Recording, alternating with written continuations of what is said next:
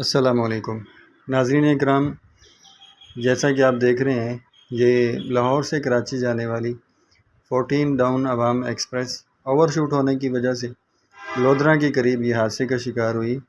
4 बोगियाँ इसकी जो हैं वो पटड़ी से उतरी और बुरी तरह मुतासिर हुई। ज़ाहिर सी बात है जो इसके अंदर मुसाफिर सवार थे वो भी शदीद ज़ख्मी हुए हैं और अभी तक जो हमारे पास इत्तला है वो किसी के जाँ बहक होने की इत्तला नहीं है और यही उम्मीद की जा सकती है कि अल्लाह ताला सभी की जान की हिफाजत फरमाए। आपसे ये मालूमात शेयर करने का मकसद ये है कि जब भी आप घर से निकलें तो सुन्नत मुस्तफ़ा सल्लल्लाहु अलैहि वसल्लम के मुताबिक आप सफ़र का आगाज़ किया करें।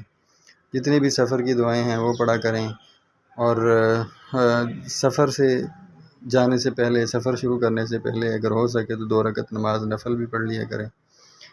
तो दुआ है कि अल्लाह ताला हम सब की जान और माल की हिफाजत फरमाए।